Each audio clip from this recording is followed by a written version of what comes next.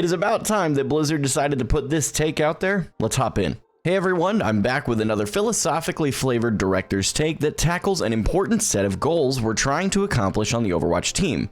More transparency, more information, and more power to you. I'm already excited.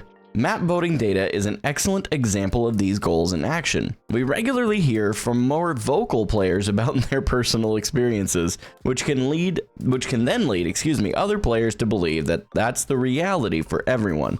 At competitive ranks above Masters 5, Control is the most popular map mode. Interesting. Followed by Flashpoint and Push. Where's Hybrid? Seriously, is Hybrid the least? What? That actually kind of surprises me. Because Hybrid, King's Row is Hybrid, I'm pretty sure. And King's Row is like, from my understanding, not just my favorite map, but like the community's favorite map. And as like a whole, I'd be curious to see the actual data on that, but that is very interesting. But when you look at ranks below Masters 5, where most players statistically spend their time, what is this link? Oh, it's showing the rank distribution. Wow.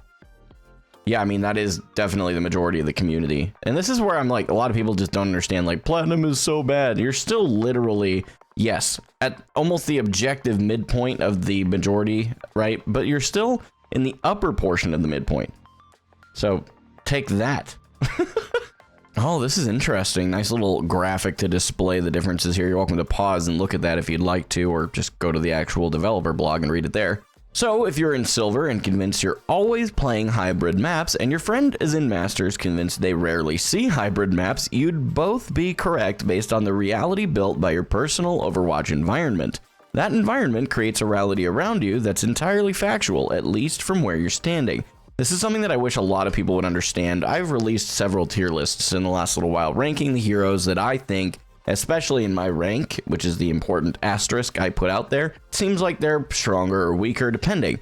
And I think a lot of people don't understand, especially when you put out a tier list, most people are anticipating a meta-analysis. I don't pretend to understand the meta. I am in like high plat, low diamond. In all fairness, I don't think we play meta at that point, but you could make the argument that these different ranks have a sort of different meta. While there may be a hero that is incredibly strong, there's going to be a different meta in the different ranks. And I don't actually think that's a horrible take. I think that that's a pretty reasonable take. And what's really cool is this kind of affirms the idea of that. Maybe not literally what I just said in regard to rank and stuff, but it does seem to indicate, and heroes that is with rank, but it does seem to indicate that your rank does largely depict what your actual gameplay looks like and what you're used to seeing most frequently. This is something we often consider when implementing improvements and changes to Overwatch. Some changes, like balance tuning, might feel a bit odd if you aren't in the rank threshold we are targeting with a specific adjustment. With that in mind, we've been thinking about what we can do to broaden your perspective. Okay, that's exciting. Learning and discovery. I might be aging myself here, but do you remember when all the answers to a brand new video game weren't instantly accessible? Yes. I'm gonna finish this and I'll share a story. When I used to go to local fighting game tournaments and someone whipped out a new combo, we'd all learn it in real time as a community and add it to our repertoire. I'm thinking of like, I forget what they were called. I'll have to ask my editor if you look these up. There were magazines that were super popular when I was a kid. For those that don't know, I was born in '96. And I would say when I was playing Pokemon as a kid, particularly like Pokemon Fire Red and stuff, there were guides that you could actually buy at the store that were literally like paperback guides for different parts of games, and you were excited when those guides finally came out, but they took a lot of time because they needed to be printed, they needed to be published, the information needed to actually be discovered. So there was a lot more time, and there was a delay in how long it took for you to have the information versus now, which, I mean, you can basically just pull up YouTube or Google and search it and you'll find whatever it is you're looking for. I'm not necessarily saying it's a bad thing, by the way. I think that there's probably some merit to both sides as far as like, is it actually a net positive? You can make some arguments either way, I think, but I'm not here to argue that. I just am saying that I completely agree. There's definitely an objective difference in the timeline. Things have changed over the years, but as designers, we still like to chase that experience through deep discovery windows. Think of discovery windows as the amount of time it takes players to figure out the best ways to handle big changes, like new perks or new heroes. It's that time where everyone is learning together and things aren't min-maxed yet. Things can feel a little messy, but that's part of what makes discovery windows special. The discovery window is my personal favorite time in games. Everyone throws theories and ideas at the wall to see what sticks, and experimentation leads to innovation that can even surprise and inspire our team. This is something I think a lot of developer teams don't realize, and it's really sad, particularly in today's day and age. Indie companies are great at this, but like large AAA especially, not normally, where you have to recognize your community is going to find things that you didn't even think of when you were creating the game. And sometimes, depending on the goals and vision you have for your game, those things they find will be considered loopholes or exploits that you don't actually want in your game, depending on your game philosophy. But I do think that it's really cool that they recognize the value that exists in the community playing their game and pushing things to the limits. It's really cool. Social media can be a double-edged sword. Boy, you're preaching to the choir there. When it comes to discovery windows, well, my experience, we aren't going to get into that.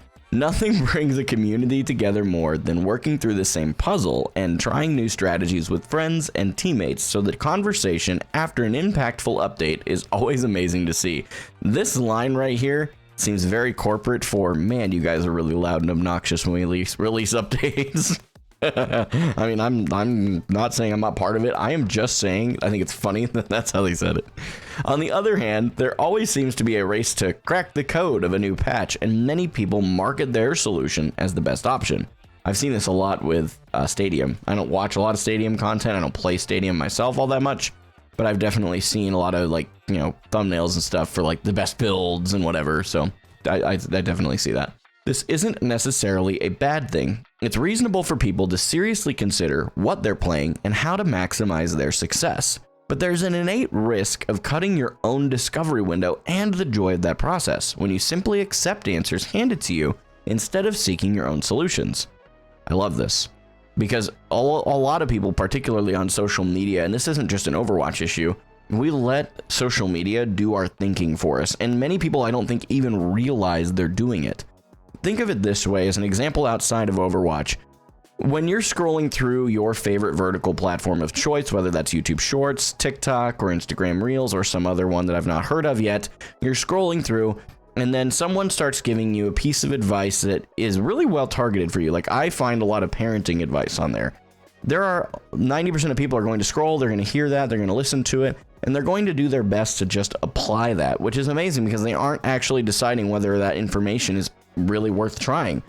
There's a whole bunch I could go into with that, but it's not that I want to share my opinion one way or the other on specific topics. It's actually just that I think it's important that everything that you internalize through the internet, whether that's Overwatch stuff or just in general, you need to kind of filter it and realize whether or not it's worth hanging on to, if that makes any sense. When information is available to everyone equally, the opportunity to make your own judgments is also distributed equally. That's good. I like that. Oh boy. Oh, spoiler alert. Well, okay. We gotta read. Offering you more real-time information about Overwatch may risk cutting that discovery window on our end, but our team is willing to take that risk in hopes that providing more visibility leads to a deeper understanding of what we do and why we do it. Is there a way to do that by making the discovery window easier to navigate? We think so. Pog. An upcoming website we've been working on with the BattleNet team called Hero Stats will also offer information many of you have been fiending for. Win rates, pick rates, and other deep dive data will soon be available for everyone to analyze, and we can't wait to see what the community does with all those beautiful numbers. Here's a sneak peek from the team with a placeholder, not real data. I wonder if they put any Easter eggs in this. Wrecking Ball's pick rate being 7% with a 51% win rate. Oh my gosh. There's no way. There's no way. I'm so glad they put that disclaimer in there because I would have called out BS very quickly. Diva, sure, I could see that. Wrecking Ball, no. He's not a bad hero. He's just got a learning curve that is unreal. Kiriko, yeah, Kiriko's win rate being less than 50% seems unrealistic. Larissa seems about right, actually. Probably picked more, though. Lucio's win rate being below 45%. I know if Frogger read this, he was pissed. Oh, man. This, and Widow actually doesn't seem that disproportionate. Anyway, I think it's kind of cool. They've seemingly, like, looks like they've done it by role, game mode specifically. I'd be wondering how many options they put there. Map? Oh, that's cool. The region, sure, that does change quite a bit. I mean, we can see that in, like, the OWCS regions even. and then the input, mouse and keyboard and controller. I wonder if are they going to put like console separately, or are they just going to incorporate console into controller and then like PlayStation, Xbox, Switch, and then people who play on PC maybe with a controller? I don't know. That's interesting. I'll be curious to see how this all shakes out. This is a big deal though. Like I'm so glad they finally put out this update, because this is something that I think the community's been asking for a very long time.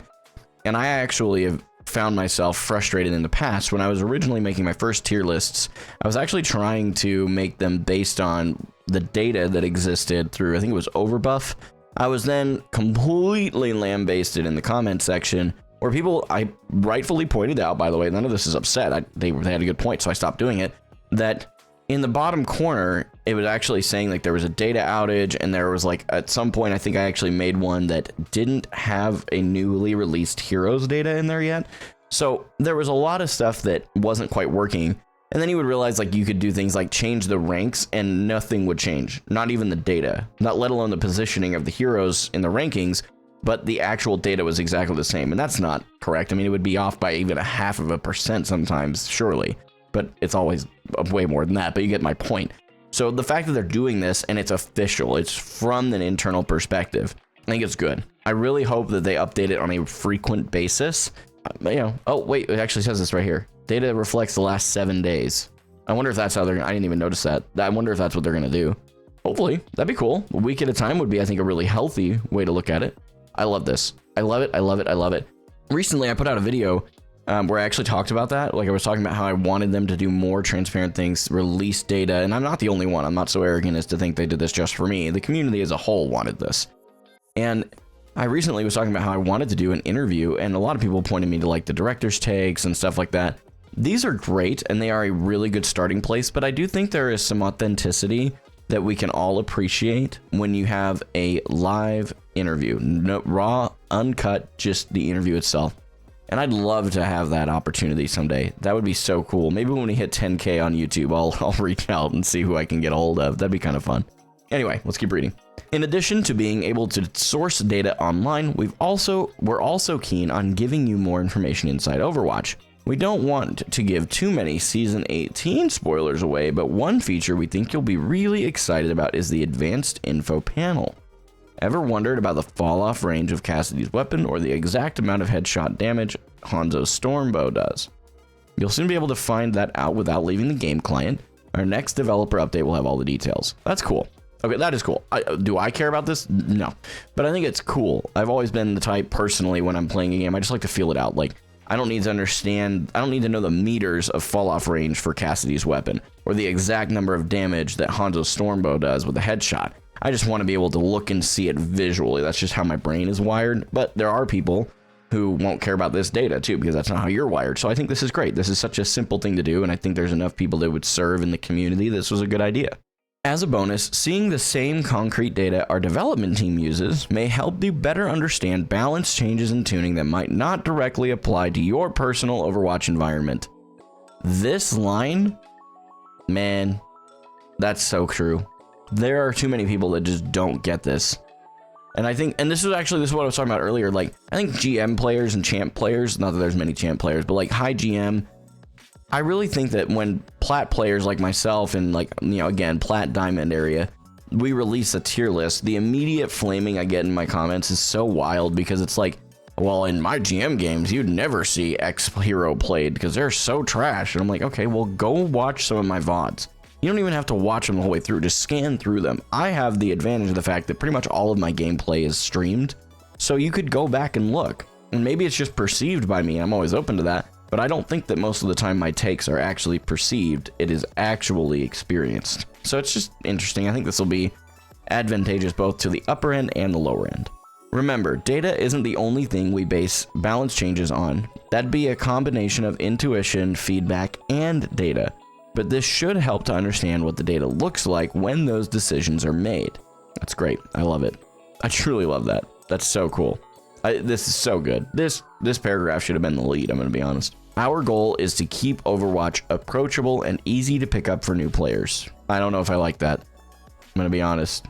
But that doesn't mean those who crave more complex information can't have that option. Okay, I see. I think I misunderstood this. This first section here was looking more like they were going to start catering the game to brand new players, which is that's how you get Call of Duty. The team and I believe that you're better off having the information put in front of you, so you can choose how you want to use it to broaden your perspectives, increase your personal knowledge, and level up your own Overwatch experience. Thanks for reading. Good game, and remember to endorse your tanks. I didn't say it. He did. So, endorse your tanks. I'm biased. He's might be too, but I'm biased. Blizzard being more transparent is one of the core things I have hoped for throughout my experience playing Overwatch. And honestly, I talked about it in the recent video like I mentioned throughout. And if you want, you can check out this video right here, actually, where I discussed all of this in the form of map voting and my opinion on it and got completely lambasted for it, but I don't care.